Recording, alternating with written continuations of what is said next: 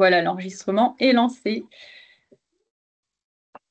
Eh ben, on va pouvoir démarrer. Là, il est 13 heures pile, donc ça laissera venir les autres personnes.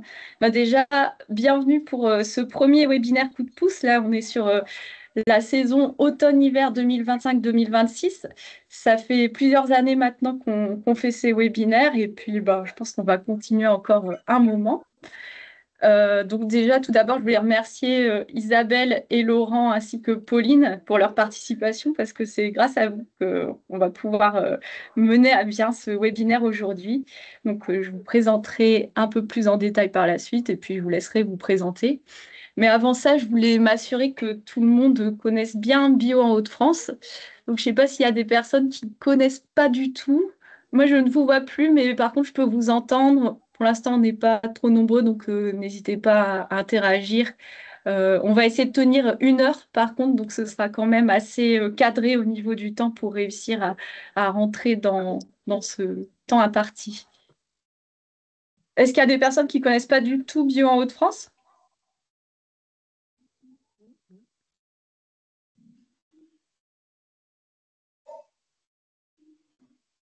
Est-ce que c'est possible, par contre, pour les personnes qui ne parlent pas, de couper vos micros pour éviter les sons autour?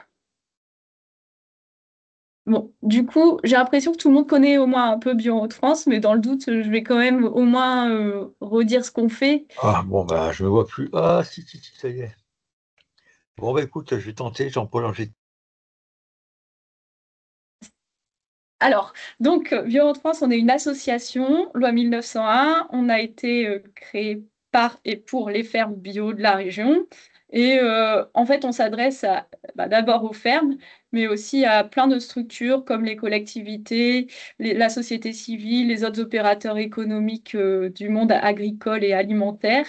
Et en gros, nos missions, pour résumer très rapidement, c'est d'accompagner les projets dans les fermes.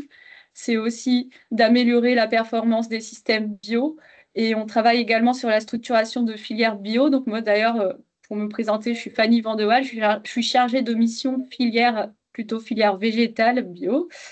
Et donc, je travaille également sur la partie circuit court, en compagnie de Lorraine, qui est sûrement présente derrière son écran également, et qui prendra les questions dans le chat au fur et à mesure. Et on travaille aussi à accompagner la transition agricole et alimentaire dans les territoires, donc c'est assez vaste finalement. Donc ça peut être en lien avec la restauration collective notamment et tout ce qui est qualité de l'eau. Et donc, si on est une association, c'est qu'on a des adhérents et en fait, c'est grâce aux adhérents et adhérentes qu'on existe. Donc, n'hésitez pas, si ce n'est pas le cas, à adhérer.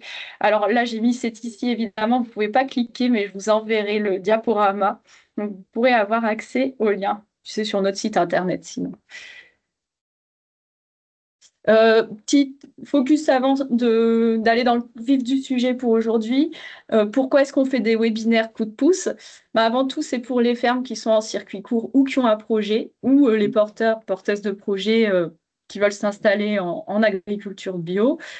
Et ça peut aussi être ouvert à d'autres personnes, que ce soit des collectivités, des personnes qui transforment, etc.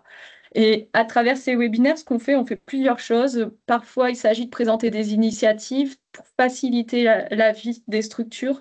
Donc, ça a été notamment le cas avec les logiciels tels que Socléo, Coupanda. Et puis, le mois prochain, on va présenter Ouvre ta ferme à destination des fermes maraîchères essentiellement. Et on peut aussi, dans ces webinaires, partager un débouché, une structure qui est en recherche de sourcing. Donc, ça peut aussi être une possibilité. Là, on en a un peu moins en ce moment, mais on reste aux aguets là-dessus. Ça peut également être l'occasion de Alors, faire le attends, j'ai point. retrouvé la page, mais j'ai pas le son. J'ai pas le son du tout. Ah, il y a quelqu'un qui a un souci technique, j'ai l'impression. Bon, je poursuis, je laisse éventuellement Lorraine, si tu es là, aider cette personne. Donc, ça peut aussi être faire le point sur des sujets spécifiques et notamment Mon dans micro, deux webinaires, on va faire mon un microphone, il est webinaire mis. sur... Ah, Bon, bah, je excusez-moi, comprends rien, il n'y a pas de son. Je vois des gens qui parlent et j'entends rien. je vais... Désolée, je quitte mon partage. Il y a... Je désactive le micro de Monsieur d'Argent, parce que... Voilà. En- En bas à droite. Désolée, il y a un Non, petit souci technique en parallèle. J'arrive pas à voir d'où ça vient. Ouais, je gère. Fanny, continue. D'accord. Merci, Lorraine. Alors, l'autre sujet, donc ça peut être faire le point sur un sujet spécifique et c'est notamment ce qu'on va faire sur ce cycle à travers les compléments de gamme, par exemple. Donc voilà, et ça peut aussi être, comme aujourd'hui, favoriser les échanges et le partage d'informations. Donc là, ce qu'on propose, c'est un témoignage de deux fermes, donc la ferme du Châssis et la ferme Nuage. Et donc, je vous dis bienvenue. Et dans un premier temps, on va se poser la question déjà de qui vous êtes. Donc là, j'ai mis une petite carte pour qu'on se rende un petit peu compte au niveau géographique. Donc, si c'est possible de décrire où vous êtes, est-ce que c'est un environnement Fanny, ton urbain, écran est plus partagé. D'accord. Ah oui. Hop. Eh bien, je le repartage. Donc, en gros, je vous invite à donner en quelques mots la localisation de votre ferme. Est-ce que c'est un environnement urbain, rural? Quelles sont les spécificités? Depuis quand vous êtes installé? Dans quel contexte? Quelle est la main-d'œuvre présente sur la ferme et quels sont les types de production, cheptel, surface? Voilà. Et en gros, sur la partie commercialisation, on y viendra plus dans le détail par la suite, mais petite question pour vous, le circuit court, c'était la base ou c'était une activité qui s'est développée au fur et à mesure? Est-ce que vous entendez bien? Excusez-moi, est-ce que Alain Dargent, c'est possible de couper votre micro, s'il vous plaît? Enfin, je crois que c'est Alain Dargent. Parce que du coup, voilà. Alors, du coup, qui souhaite commencer? La ferme du Châssis, la ferme Nuage, Pauline, Isabelle et Laurent. On veut bien commencer. Oui? Eh bien, je vous laisse commencer. Alors, donc nous, à la ferme du Châssis… Juste le microphone, je tape dessus, mais c'est censé fonctionner, ça ne fonctionne pas. Donc, on est situé à Iquinois, côté de Breteuil-sur-Noix. Donc, c'est une zone bien rurale. Mais on est situé, en fait, exactement au milieu entre Beauvais et Amiens, ce qui nous permet de rayonner, enfin, de commercialiser sur ces deux villes. Donc, on est installé depuis 97. Ouais, 97. On a commencé par des fraises en 2000. Progressivement, on s'est mis à faire des légumes et voilà, à partir de 2010, on a développé toute la gamme de légumes sur la ferme et donc commercialisé en vente directe et circuit court, quoi. En niveau, on est deux associés, donc Isabelle et moi. On est sur la ferme. Et pour les salariés, en fait, on a des saisonniers qui restent plus ou moins longtemps sur la ferme selon l'année avec les besoins pour la production, en fait. Voilà. Ok, et donc le circuit court pour vous, c'était la base ou une activité qui s'est développée au fur et à mesure? Ben, quand on a commencé les fraises, c'est évident qu'on avait mais en fait, ça s'est développé. C'est une activité qui s'est développée. Ah, attention, Isabelle, on n'entend pas très bien. Peut-être c'est possible de se rapprocher un peu plus du micro. En fait, quand Laurent s'est installé en 1997, il a repris une ferme de grande culture classique sur notre plateau Picard. Et donc, quand on a développé les fraises en 2000, c'était pour faire de la vente directe. Voilà, c'était l'idée, c'était vraiment ça. Et puis après, ça s'est quand même beaucoup développé, en fait.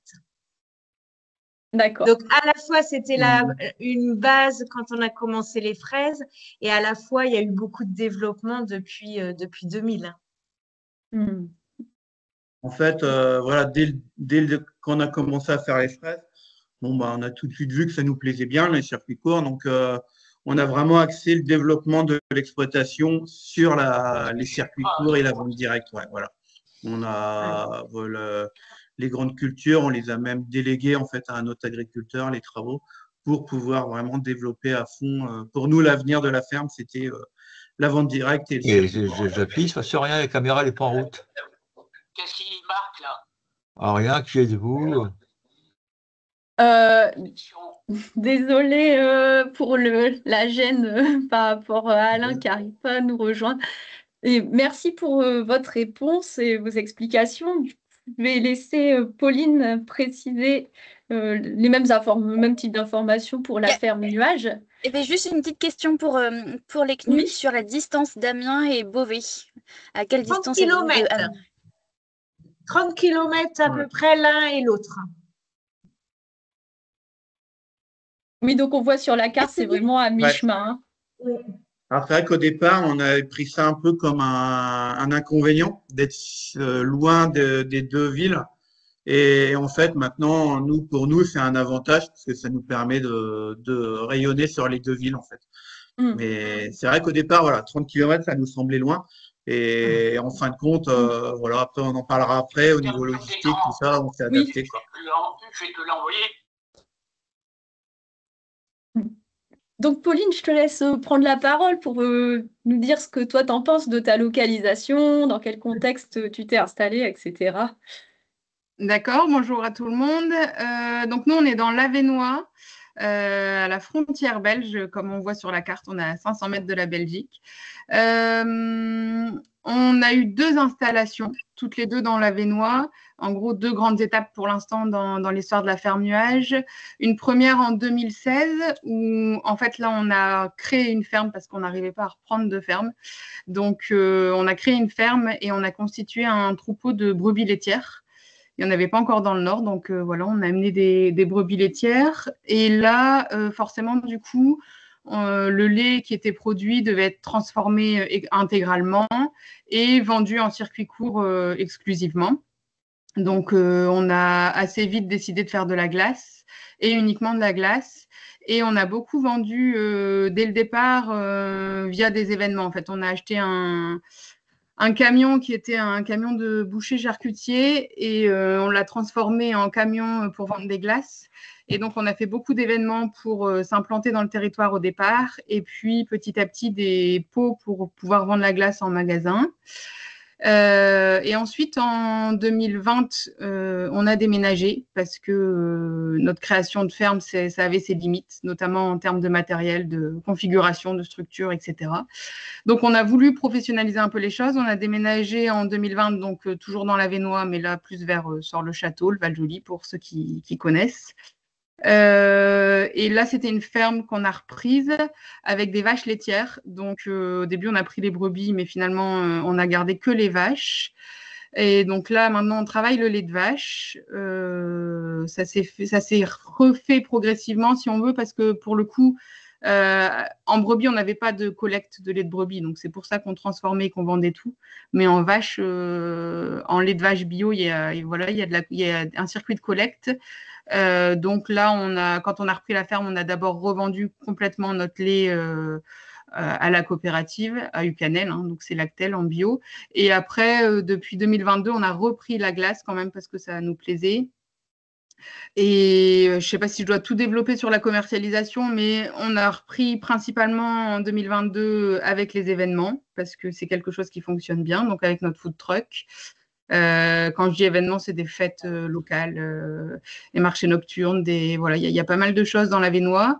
Et petit à petit, depuis cette année, on a remis en place les pots dans les magasins. On travaille avec les restaurateurs aussi qui vendent de la glace soit en pot individuel, soit en boule. Et cette année, on a mis en place aussi un système de vente chez nous à la ferme de manière très simple, assez conviviale. Où, voilà, c'est un créneau de 2 heures sur la semaine, le mercredi après-midi, où les gens viennent manger une glace et peuvent repartir avec de la glace pour chez eux. D'accord. Ok, et ben merci beaucoup. La question qui suit, un petit peu répondu Pauline, mais voilà, si c'est l'occasion de compléter potentiellement, parce qu'il y a la question de quelle place représente la vente dans votre ferme. Et donc, en termes de temps, éventuellement, si vous avez un ordre de grandeur pourcentage de temps que ça représente. Après, ça dépend peut-être aussi des différentes saisons de l'année, mais aussi au niveau de la charge mentale. Est-ce que voilà, l'activité de la vente, ça prend vraiment le pas sur la production? Est-ce que c'est 50-50? Comment vous voyez les choses? Et puis, pour Isabelle et Laurent, quels sont vos circuits de commercialisation? Est-ce qu'il y en a que vous avez arrêtés, des projets qui sont en cours? Et Pauline, si jamais tu n'as pas tout dit, n'hésite pas à compléter. Voilà, je vous laisse. On reste pour l'instant sur le même ordre, si ça vous va? Oui. Ok. Donc, la place de la vente Sur dans le notre WhatsApp, ferme, pas sur la caméra, pas sur le. la place de la vente dans notre ferme, elle est assez importante en fait, hein, parce enfin, on pense que ouais, on estime, alors ça dépend aussi le moment dans l'année, mais c'est au moins un temps plein, hein, parce que voilà. Après, voilà, on a développé pas mal de circuits de commercialisation. Donc, déjà, nous, d'une part, on a la vente sur place avec donc un magasin, un distributeur automatique qu'on a depuis 2011. Donc déjà, bon ben, alors le magasin il est ouvert deux jours, l'équivalent de 2 jours. Deux Voilà, jours, mercredi après-midi. samedi matin. Et le reste du temps, donc il y a le distributeur qu'on doit remplir tous les jours en fait.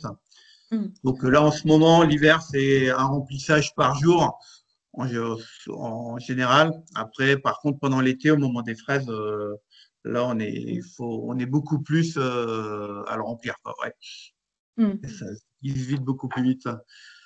Et donc, à côté de ça, on a beaucoup de circuits de commercialisation, hein, ouais. Pour la vente directe, vraiment directe. Donc, on fournit la ruche qui dit oui. On en a. Alors ça, c'est ouais, Là, on en a 2. ouais, mais ça représente plus grand-chose. Disons que ouais, voilà. Ouais. À partir de 2014, on est parti sur la ruche qui dit oui. Il y a eu énormément de ventes et à partir de 2020, en fait, ça s'est écroulé. Et maintenant, ça représente plus grand-chose. Voilà. Et donc, qu'est-ce qui est montant plutôt? Ouais.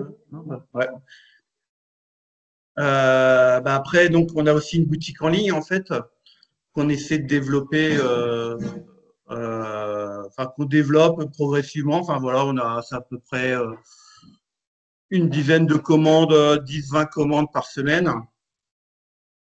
Ensuite, on fournit un magasin de producteurs sur Beauvais, auquel on a participé. Donc, c'est un magasin coopératif. On fournit aussi des Biocoop, des Viclair, la Viclair de Beauvais, Biocoop d'Amiens. Là, on fournit aussi pas mal le Secours Populaire qui nous achète des légumes. Voilà, en ce moment, un peu là, tous les circuits qu'on a, quoi. C'est déjà bien diversifié. Est-ce que Voilà, Pauline, ouais. tu veux compléter Après, ce que je proposerai, ce sera un petit temps d'échange.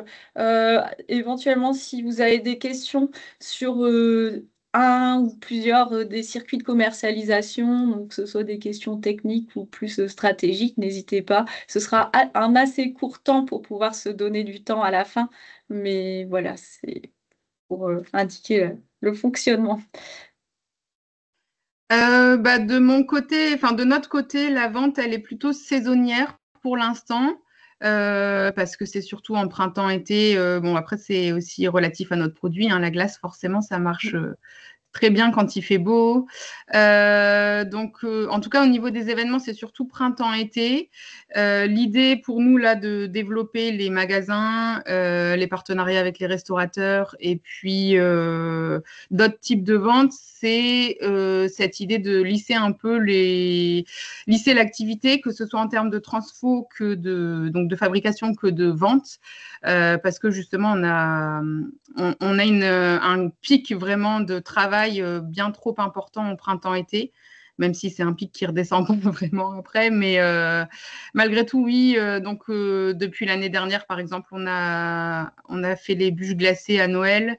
Là, il y aura aussi une gamme pour les fêtes. Et puis, dans les magasins, voilà, l'idée, c'est aussi d'adapter la fabrication et l'offre en fonction de la saison.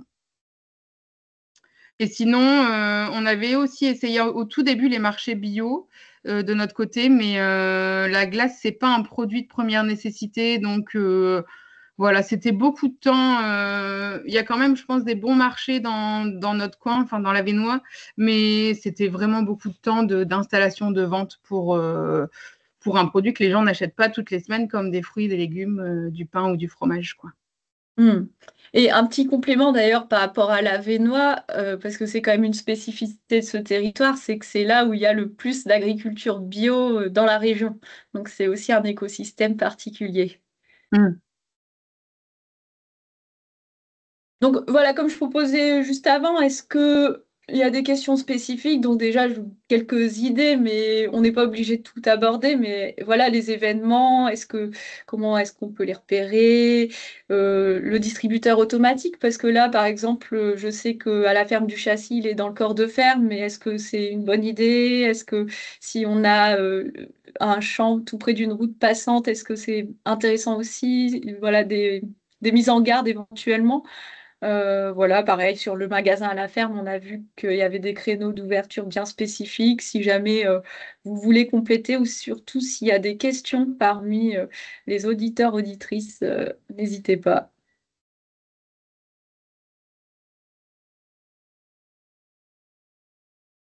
Nous, là, le distributeur automatique, on pense que le fait qu'il soit dans la ferme, c'est un avantage.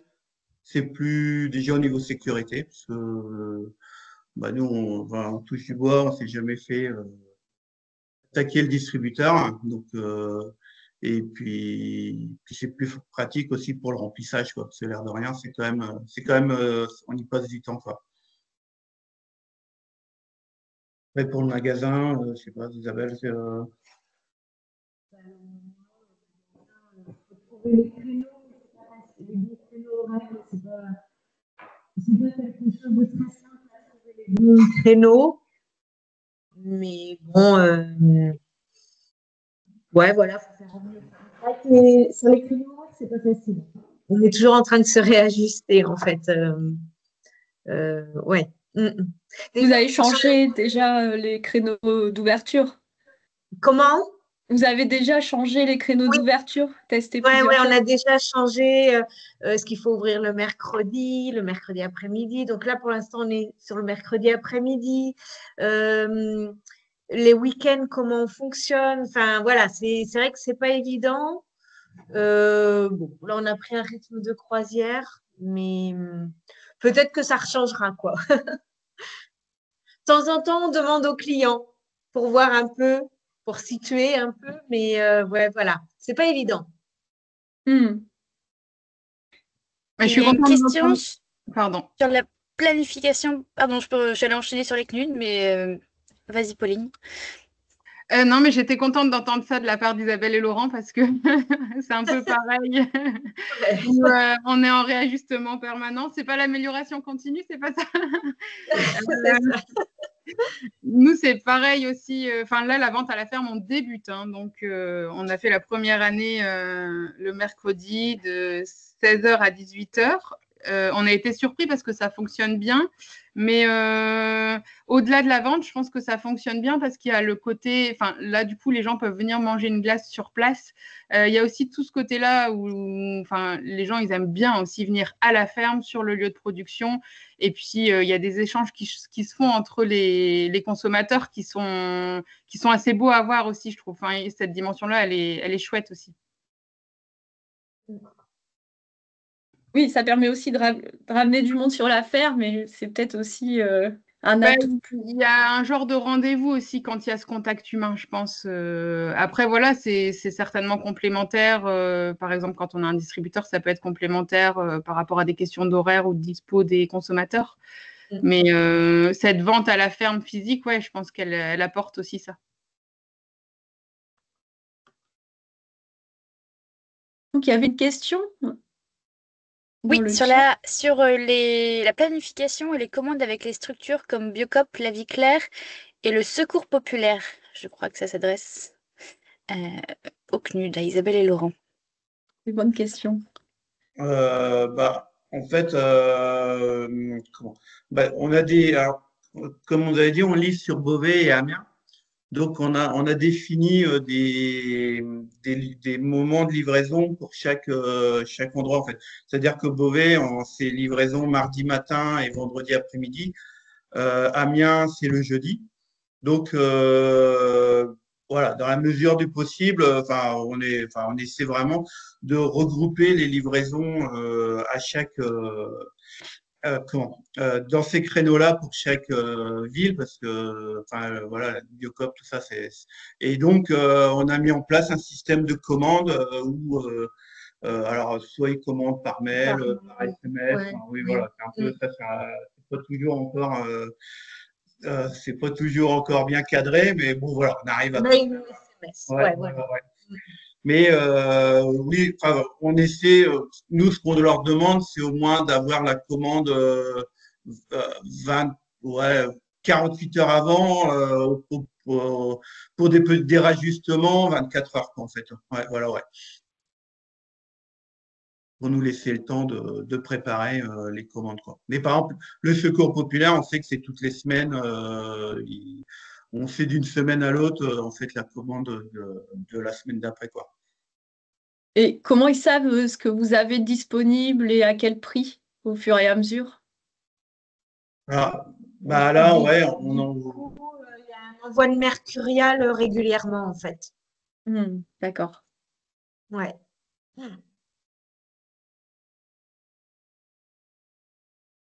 Une autre question pour la ferme nuage sur les événements. Comment les repérer et quelles sont les commissions demandées? C'est assez variable en termes de commission, tant qu'on reste dans les petits événements. Nous, on a fait 2 années de suite un essai de gros festivals, le Cabaret Vert à Charleville-Mézières. Et là, c'est des commissions bien plus importantes. D'ailleurs, on a fait le choix d'arrêter le Cabaret Vert. Sinon, c'était quoi la question? Les commissions et comment on les repère, c'est ça? Oui, c'est ça, les Comment on repérer. les repère? Nous, on est habitants dans la Vénois, donc c'est des fêtes qu'on connaît. Après, c'est vrai que la première année, quand on est arrivé avec nos glaces au lait de brebis, ça a fait bizarre. Enfin, on sentait que ça faisait bizarre dans l'esprit des gens. Ça collait pas lait de brebis. Déjà pour eux, lait de brebis, lait de chèvre, ils voyaient pas la différence. Et glace, ils avaient l'impression qu'ils allaient manger une glace au fromage. Et donc, il a fallu les rassurer beaucoup. Et donc, le fait d'aller sur les événements avec le food truck, ça nous a aidé à faire goûter, en fait, et à avoir du coup un bouche à oreille qui fonctionne dans le côté ah bah je pensais que ça allait pas être bon, mais en fait, c'est bon. Et donc, la première année, on a fait vraiment quasiment toutes les manifestations qu'on trouvait et qu'on nous proposait. Sauf qu'il y a un côté quand même très fatigant parce que les manifestations, c'est tout le temps le week-end ou les jours fériés. Et donc, le reste de la semaine, il faut quand même s'occuper de la ferme et gérer la ferme quand on n'a pas été là et tout ça. Donc après, on s'est permis de sélectionner depuis, on se permet de sélectionner et de garder vraiment les événements où on est bien accueilli, où il n'y a pas trop de doublons, parce que quand il y a trop de glaciers, ou de doublons, c'est pas forcément pertinent. Et où effectivement le rapport commission chiffre d'affaires, il est intéressant. Mais en général, les fêtes locales, c'est pas énorme la commission qui demande.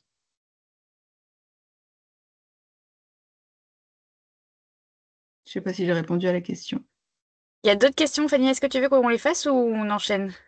Je propose qu'on les garde pour après parce que j'ai peur qu'après on soit plus dans les temps, mais on les fera. Il y en a combien juste pour me rendre compte? Encore 2. 2. Bon, je pense qu'on les garde, mais on les fera. Comme ça, je peux être sûre que les personnes restent jusqu'à la fin. Non, c'est pas juste pour ça. Alors, on en a parlé juste avant un petit peu via la réponse de Isabelle et Laurent sur la logistique. Donc, si je vous dis logistique, qu'est-ce que ça vous évoque? Ce n'est pas ma tasse de thé, mais il faut bien s'y atteler. Ou alors, on s'organise, on optimise et puis finalement, bah, c'est pas si long. Ou alors, je préfère ne pas y penser, c'est tabou. Est-ce que vous voulez répondre, Isabelle et Laurent? Nous, ouais, la logistique, ben, on va dire qu'on s'organise, ouais, parce que, bah, par exemple, il y a eu un moment aussi, on livrait beaucoup de collèges avec le site Appro local. Et c'est vrai que là, bon, là, il y a un moment, ça allait plus trop. Parce qu'en fait, on avait des commandes tous les jours. Enfin, c'était un peu du n'importe quoi. Donc voilà, depuis, vraiment on essaie d'organiser. Et donc, comme on disait tout à l'heure, quand on part sur Beauvais ou Amiens, on essaie de livrer un maximum de clients en même temps, quoi. Du coup, je pense qu'on peut dire on s'organise, on optimise, mais bon, Ouais. Ça reste ça long. faut quand même y passer un petit peu de temps, quoi. Mm. Ça reste du temps à passer, Ouais. ça c'est sûr. Ouais. Mais par exemple, enfin, il peut m'arriver le jeudi après-midi quand on va sur Amiens de faire, alors, parce que notre boutique, on a une boutique en ligne et auquel on propose des points de livraison, différents points de livraison. Et donc sur Amiens, on en a quatre. Oui, 4 ou c'est 5, bon. ouais, voilà, ouais. Et enfin, ça m'arrive quand je vais à Amiens d'avoir une dizaine d'étapes à faire, quoi. Donc, bon, bah, voilà, au moins, quand je pars à Amiens, c'est pas pour rien, quoi.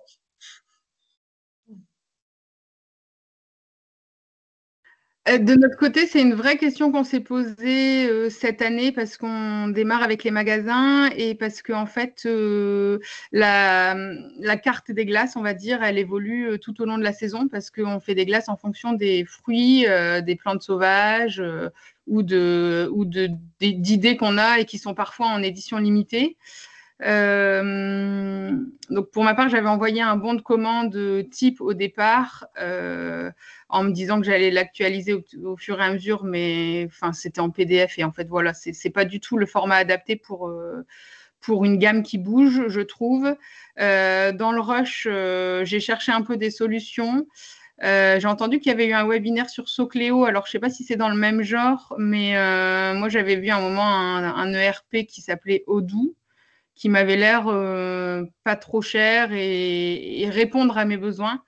Mais le truc, c'est que ça demanderait, je pense, plusieurs semaines de mise au point parce qu'en fait, ça répond à nos besoins à partir du moment où on a bien paramétré les outils parce que c'est un panel de plusieurs outils. Par contre, une fois qu'on l'a mis en place, je pense que ça fait vraiment gagner du temps parce que ça peut être utile pour la prise de commande. On peut envoyer ça à nos clients, pour les devis, la facturation, pour la gestion des stocks de matières premières, pour la gestion des stocks de produits finis, pour le site internet parce qu'ils ont aussi une interface qui permet de faire le site internet. Enfin, c'est assez énorme comme possibilité, mais je me suis pas encore lancée là-dedans. Je n'ai pas eu le temps de paramétrer en fait, donc je me suis dit ça sert à rien de lancer là-dedans, mais je suis assez attentive au retour qu'on peut avoir là-dessus parce que ça m'intéresse quoi. Pour l'instant, de faire les factures à chaque fois sur Word et d'envoyer par mail un à un, enfin, je trouve que c'est trop fastidieux. Et bien là, c'est parfait parce que tu fais une transition avec la suite qui était justement, est-ce que vous utilisez des outils qui vous aident dans votre quotidien sur la prise de commande, la facturation, la gestion des stocks et est-ce que vous avez des besoins? Donc là, tu viens de répondre à la question, en tout cas sur cette partie-là. Et je pense que Isabelle et Laurent ont peut-être justement de l'expérience là-dessus. Je vous laisse préciser. Bah, nous on utilise Socléo pour les commandes des particuliers en fait à la ferme. Du coup, c'est la boutique en ligne. Après, c'est vrai que les professionnels, Pas ouais, réussi à les mettre sur Socléo. on n'a pas réussi à les mettre sur la boutique en ligne. Comme on disait tout à l'heure, on est sur mail ou SMS, quoi. En fait, Donc, c'est plus. ouais. Et du coup, Et après, Socléo, c'est pas... Pardon. ouais, Socléo, après, c'est pour récupérer les SMS et les mails? non. Ah ouais, ok.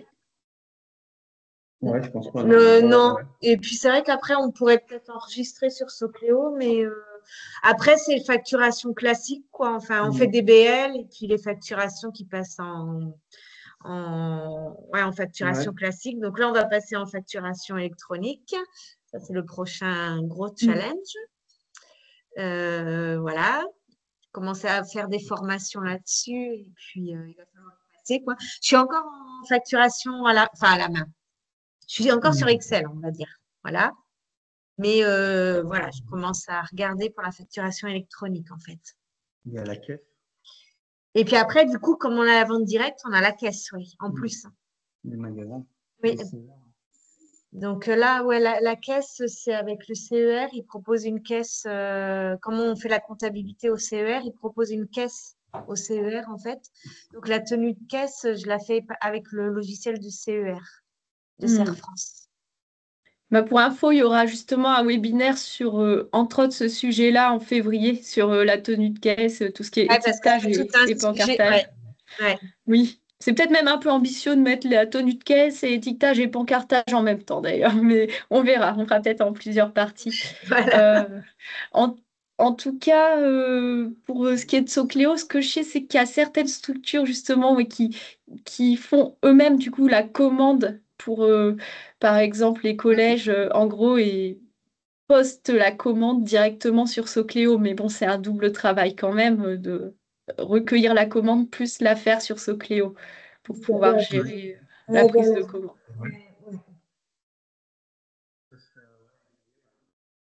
Ouais. Oui, c'est vrai. Et après, on marche un peu moins bien. On essaie de relancer un peu avec la pro locale. Voilà, ouais. Avec les chefs de cantine et puis d'autres. Un peu de restaurateurs. Ouais, restaurateurs. Parce qu'on a oublié de dire aussi, on travaille aussi avec la légumerie itinéraire à Beauvais, qui est une association et qui transforme les légumes et qui les vendent ensuite au collège de l'Oise, notamment.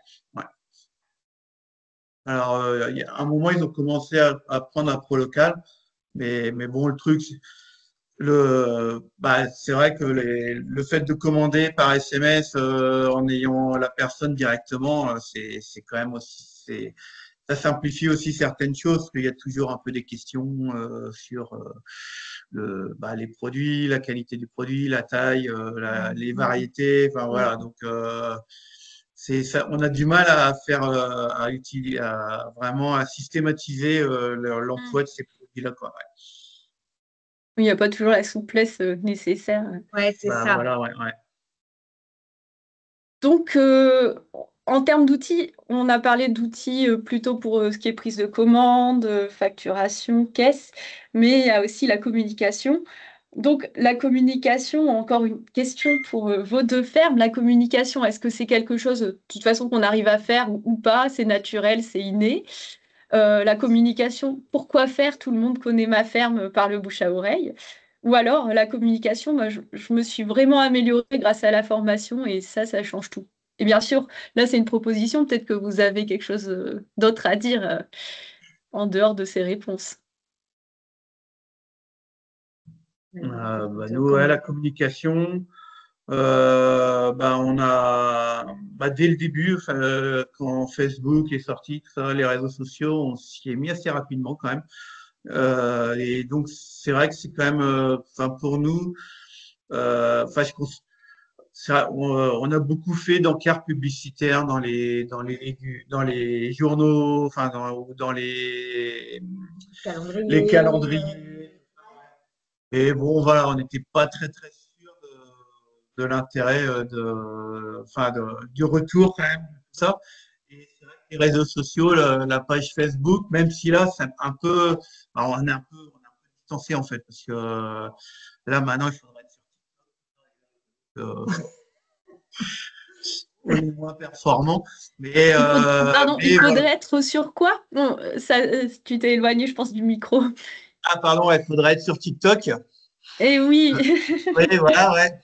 Et c'est vrai que là, on est un peu distancé. Ouais, voilà, un peu distancé, quoi. Mais voilà, Facebook, Instagram, Google aussi. Et on a un peu investi aussi dans de la publicité. On se rend compte que ça marche un peu quand même. Ça, c'est quand même, on avait un peu arrêté là cette année. Et On s'était dit, c'est bon, oh, maintenant. ouais. Et ouais, bah là, on a relancé en septembre, en fait, Mm. sur Facebook, tout ça. On a remis, ouais, Mm. on a relancé quand même. Ouais, voilà, ouais. Pour, parce que bah, on sent quand même que c'est. Mais en fait, il faut relancer. Ouais, c'est Il faut ça, ouais. toujours. En fait, il faut relancer les gens, quoi. Il faut que ça revienne Mm. dans leur tête. Il faut. Ouais, Ouais. faut faire parler de la ferme, quoi. Ouais, voilà, donc en proposant des promotions, en proposant des événements, en annonçant les nouveaux produits qui arrivent, l'arrivée des fraises, l'arrivée des tomates, les courges. Là, cette année, on donnait, on a posté comme quoi on donnait des courges qu'on avait récoltées pour que les gens puissent faire de la déco, tout ça. Enfin, et c'est vrai que par ce biais, on arrive quand même à bien le faire savoir, quoi, ouais. Mm. Et Pauline, donc, ton point de vue sur la communication pour la ferme Nuage? Ben moi, j'y consacre, je trouve que j'y consacre pas assez de temps non plus. Après, c'est une reconversion pour Sylvain et moi, l'agriculture. Donc, c'est mon ancien métier quand même. Enfin, c'est mon ancienne formation. C'est une de mes anciennes vies, on va dire, la communication. Donc, j'ai quand même les bases, mais après, des fois, c'est le cordonnier le plus mal chaussé. Non, c'est une question de temps qui fait que je publie pas assez par rapport à ce que ça pourrait être. Je sais que maintenant tout fonctionne beaucoup avec les stories et compagnie. Alors nous, on n'est pas sur TikTok non plus. On est sur Facebook, Instagram notamment. Même le site internet, il est en maintenance depuis un petit moment et il faut qu'on s'en occupe.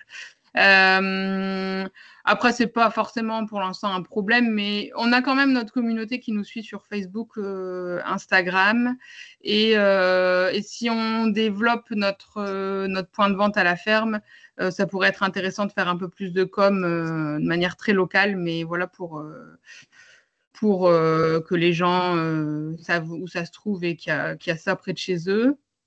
Et sinon, ouais, non, c'est vrai que les événements, c'est chouette aussi. On avait fait un événement l'année dernière. Ça avait super bien fonctionné. Et puis, ça peut valoir le coup aussi quand on fait des petits événements ou des actions un peu comme là, l'histoire des courges d'Isabelle et Laurent, de contacter la presse locale qui aime bien aussi ce genre d'infos. Donc, c'est des leviers qu'on a, mais qu'on n'actionne peut-être pas assez, faute de temps. Merci. Eh bien, nous, comme on parle de communication, ce que je voulais voir, c'est aussi, est-ce que vous avez déjà suivi une formation pour commercialiser en circuit court? Alors, ça peut être sur la communication, mais sur d'autres thématiques, hein. Je pense à la fixation du prix, par exemple. Et aussi, est-ce que vous avez des besoins en matière de formation que vous identifiez sur cette partie commercialisation? Nous, c'est vrai qu'on a fait pas mal de formations quand même depuis 2010. On en a fait pas mal. Mais après, c'est toujours intéressant de continuer à en faire, hein, de toute façon. Mais on a fait, qu'est-ce qu'on a fait? On a fait, on a fait, oh là là. Ouais, bon, sur le magasin, tenir le magasin. Ouais. Le magasin, comment achalander son magasin, la réglementation sur l'étiquetage. On a fait, quand on s'est mis sur le drive, la boutique en ligne, comment tenir la boutique en ligne. On a fait quoi comme formation? Après, aussi, comment dire, une planification pour aller pour trouver des nouveaux clients, en fait. Ouais, c'est le terme exact. Ouais, voilà. Vous avez trouvé Sur des outils de communication, on en a fait. Parce que bon, on a eu quand même des déboires, donc il a fallu des fois repartir un peu Je ne sais pas si les gens connaissent, on a fait partie de l'aventure Quel bon goût qui s'est terminée assez tragiquement. Oui. Ouais, Voilà, donc ça a été un gros client qui a ouais. disparu d'un coup en nous laissant une grosse ardoise. Donc il a fallu Rebondir. rebondir Ouais. assez rapidement. Donc, oui, voilà. La prospection. Ouais, Voilà, c'est ouais, ça. ouais, ouais. Ouais. Donc, ouais, on a déjà fait pas mal de formations et puis je pense que vraiment, faut pas hésiter à en Oui. faire, quoi, parce que c'est important en fait de se maintenir au courant. Et puis après, même enfin, Ouais. on va à la formation, il y a la formation, puis il y a aussi après toute la discussion avec les gens autour, qui est Oui, importante en fait. on est rarement seul dans une C'est formation. ça. C'est ça. Et en fait, on est enrichi par la formation déjà et par l'expérience des gens des autres personnes qui font la formation, en fait. On s'enrichit mutuellement, en fait. C'est aussi l'intérêt de la formation. Pauline, toi, tu as suivi des formations, toi ou Sylvain, sur Oui, la commercialisation? Un peu comme Isabelle et Laurent, on en a fait pas mal. On a eu aussi à un moment donné un projet de magasin de producteurs. On était 10 producteurs et il y avait ce projet-là. Donc pendant 2 ans, 2 ans et demi, on a du coup suivi aussi les formations ensemble pour ce projet qui n'a pas vu le jour finalement, mais voilà. Et après, j'avais pensé à quelque chose, mais j'ai oublié. Oui, communication, c'était ma formation de base. Et oui, c'est parce que tu parlais des besoins. Donc moi, en fait, par rapport à ce que je disais tout à l'heure, là, ma question, c'est est-ce que je me lance dans un ERP ou pas? J'aimerais bien pouvoir en comparer quelques-uns parce que il y a des questions de tarifs. Surtout si on n'utilise pas forcément toutes les fonctionnalités. Enfin, c'est plutôt en général des choses qui sont mises en place pour des entreprises plus grosses que les nôtres. Et après, chaque ERP a ses formations, je crois, en interne pour paramétrer, mais ou si c'est pas un ERP, je sais pas, s'il existe des applis ou des logiciels qui nous aident, je suis intéressée pour connaître un peu tout ça et pour me décider ensuite. Donc, des idées pour poursuivre nos webinaires sur ces sujets-là? Notamment, ouais, moi, c'est mes besoins, c'est dans la gestion des stocks, que ce soit en matière première ou en produits finis. Et puis après, donc le stockage aussi, la vente, la gestion de la vente en amont, en aval, que ce soit pour des revendeurs comme pour d'autres publics, quoi. D'accord. Eh bien, Après, merci. moi, Pardon. ce que je rajouterais aussi, c'est, faut pas hésiter aussi à participer aux réflexions qui ont lieu au niveau des différents territoires, en fait. Enfin, là, par exemple, là, il y a une réflexion sur le PAD, le plan d'alimentation départemental.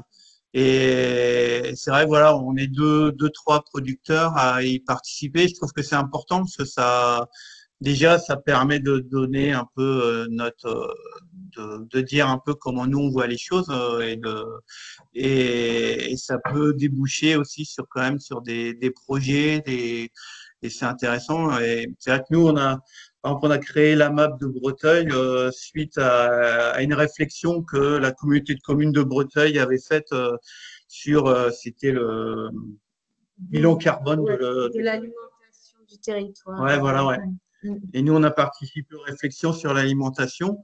Et ce qui en était sorti, c'est qu'en fait, il y a quasiment aucun hectare de la communauté de communes qui servait à nourrir les habitants de la communauté de communes. Et du coup, ça a débouché sur la création d'Inamap sur Breteuil. Donc voilà, c'est important quand même d'essayer d'être là dans ces réunions, quoi, dans ces réflexions. Donc il faut un peu avoir des antennes qui essaye de repérer un peu tout ce qui se fait, quoi, ouais. Ouais, toutes ces réflexions, ouais. Je sais, Fanny, aussi, ce que j'ai oublié de dire, c'est que j'ai participé à une formation sur le coup de revient qui est avec toi d'ailleurs, je crois. Oui, c'est ça fait un moment maintenant.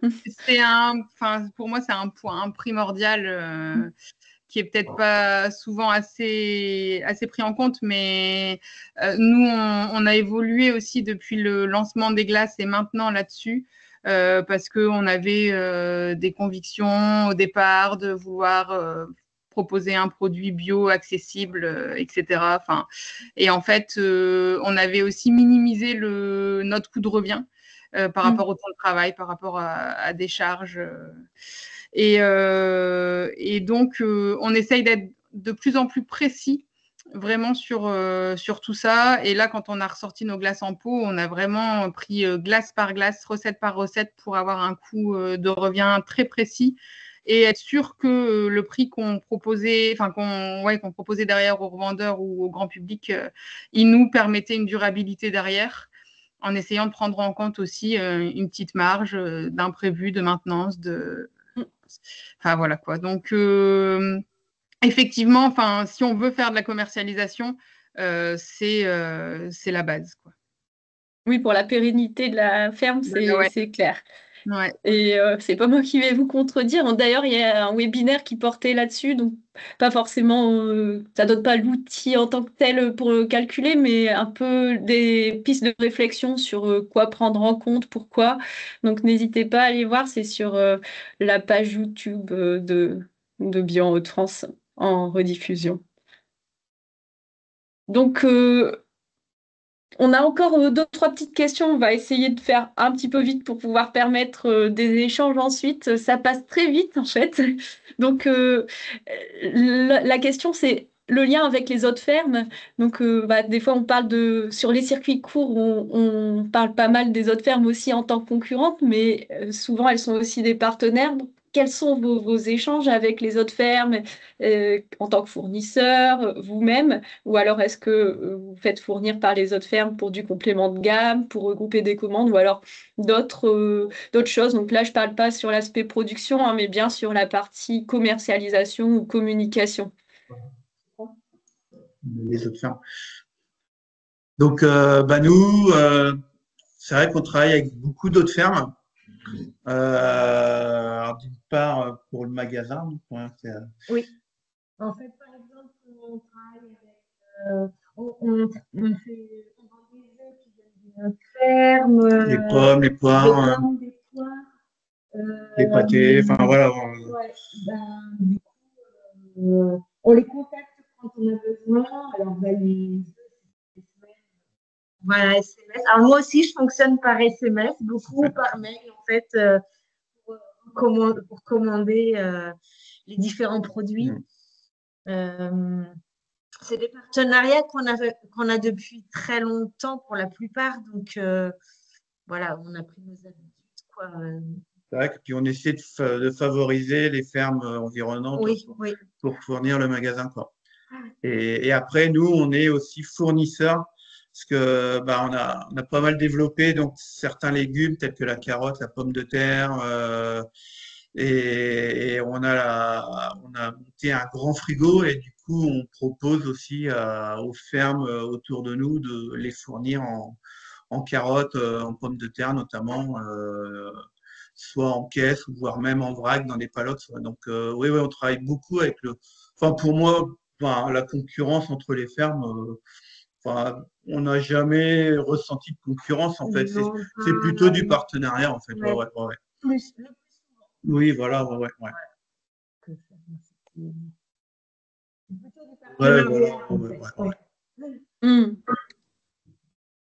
Et du côté de la ferme nuage, bon, j'imagine qu'il n'y a pas beaucoup de fermes, de toute façon, qui font des glaces. Donc, l'aspect concurrence est peut-être un peu différent et limité. Mais voilà, quel partenariat? Parce que il faut bien des ingrédients aussi pour compléter. Ouais, voilà, c'est vraiment, comme Isabelle et Laurent, une logique de partenariat. Moi, j'aime bien vraiment l'idée de valoriser les fruits locaux, tout ce qu'on trouve autour de chez nous, donc de valoriser aussi les producteurs quand on peut. Et effectivement, il n'y a pas énormément de fermes qui font des glaces, surtout en bio et dans la région. Et par contre, ça peut arriver. Enfin, là, on a un magasin de producteurs en Belgique, pas très loin, où on est à plusieurs dans le rayon. Enfin, il y a deux types de glace, quoi. Et c'est OK. Enfin, les gens se font leur avis. Et puis, ils nous laissent aussi la possibilité de. Il y a un événement où nous, on va vendre les glaces, donc ils goûtent, ça leur permet de goûter un peu les parfums. Et puis, toute l'année, on peut aussi aller faire goûter nos glaces. Donc, il y a de la place pour tout le monde, quoi. Merci. Bon, on a déjà un petit peu évoqué les difficultés. Il y a déjà eu plusieurs conseils de donner sur le fait, par exemple, d'aller voir ce qui se passe dans votre territoire. Et donc, si c'était à refaire, est-ce que vous referiez tout pareil? Est-ce que vous changerez certaines choses, éventuellement à préciser si vous avez en tête, ou est-ce que vous feriez autrement? Mhm. C'est une question difficile quand même. Ouais, c'est pas facile. Ben, on s'est toujours adapté, on a toujours adapté un peu nos ventes au marché, enfin, ouais, à l'environnement, tout ça. Donc, ouais, voilà, c'est facile. Enfin, disons qu'à chaque fois, on était dans des situations particulières. Donc, bah, ça, la vente directe, ça, on ferait tout pareil. Enfin, disons qu'on ferait de la vente directe, ça, il n'y a aucun problème. Après, voilà, il y a certaines choses qui ont moins bien marché et que peut-être que oui, si on savait d'avance, on n'y serait pas allé. Mais enfin, globalement, non, on ferait pareil, quoi. Ouais, ouais, ouais. Il y a, Pardon. ouais, excusez-moi, il y a peut-être, voilà, il y a au moment des ruches qui dit oui, où on a fait beaucoup, beaucoup de ruches qui dit oui quand même pendant une période.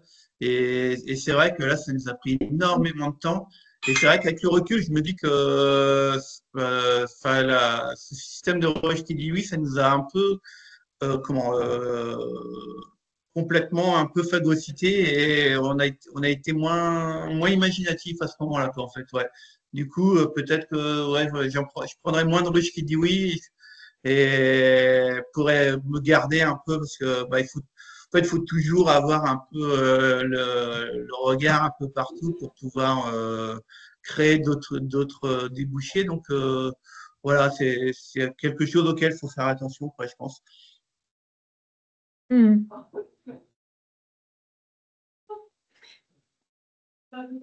Pauline, tu allais parler, je crois. Oui, j'attendais de voir si c'était terminé.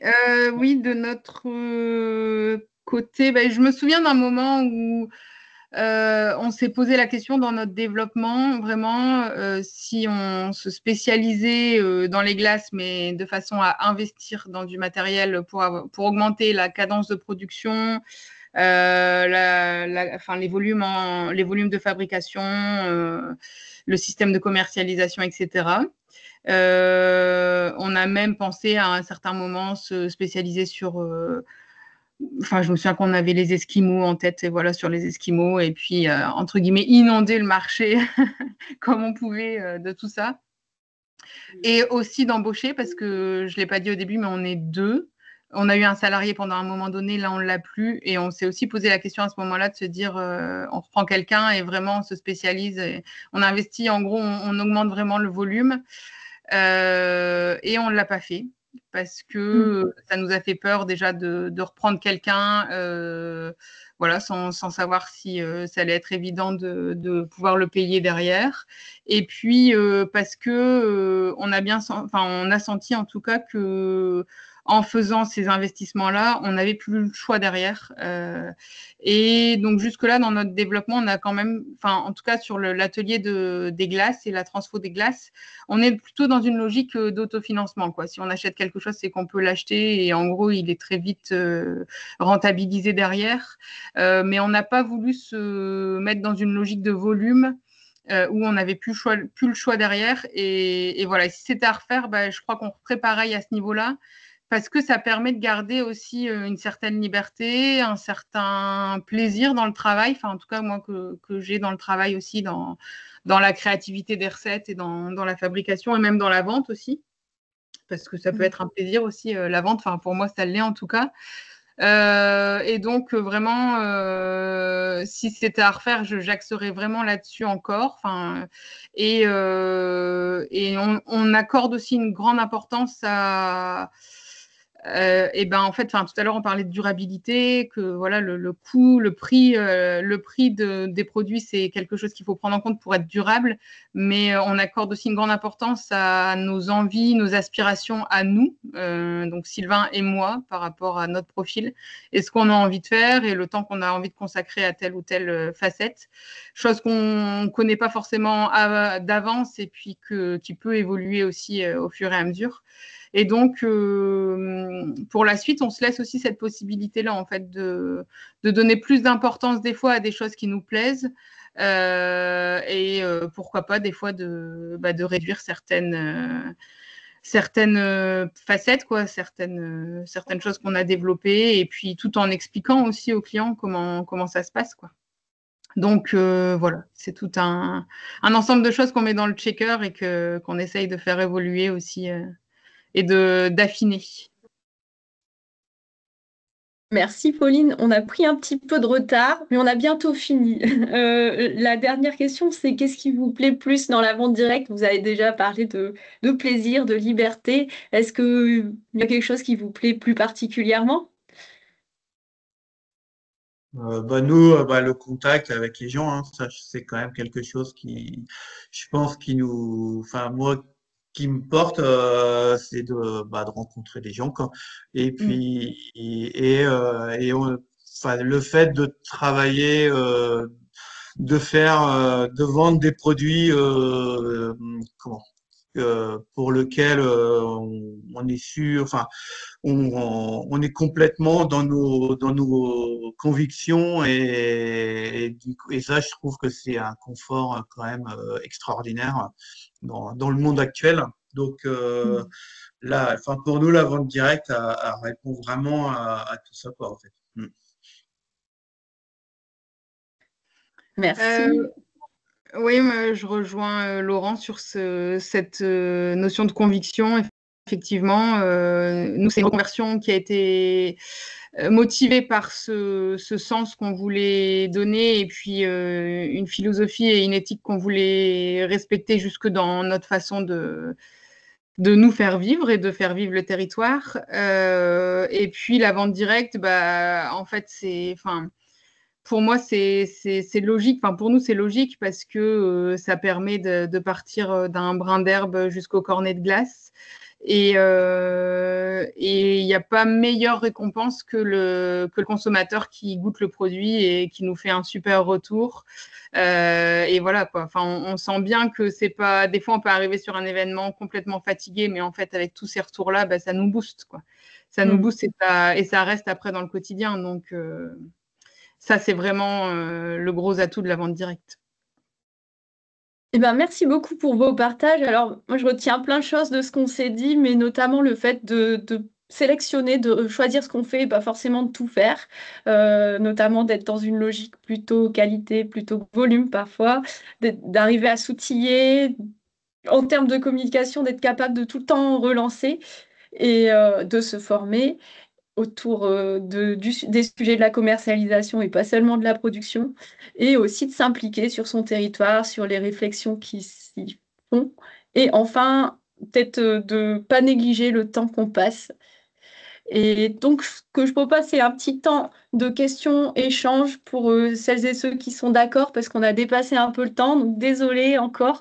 Il n'y a plus ma collègue Lorraine qui devait s'absenter, donc je vais aller voir le chat. Et je vous enverrai de toute façon ce diaporama à toutes les personnes présentes.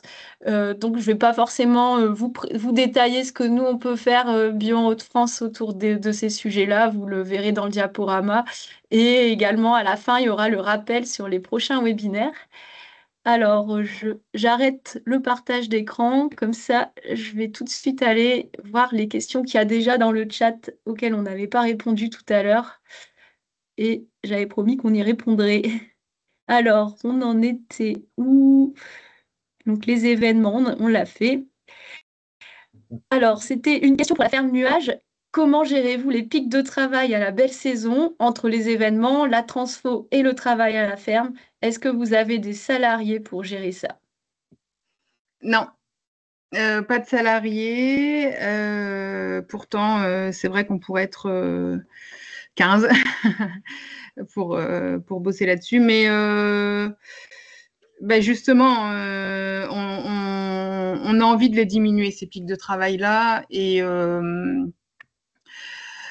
parce qu'en plus, dans la ferme, on est en système de village groupé, donc on a toutes les naissances au printemps, donc c'est vraiment, déjà là, en fait, c'est un pic de travail. Le redémarrage de la traite, parce que jusque-là, on arrêtait aussi la traite l'hiver.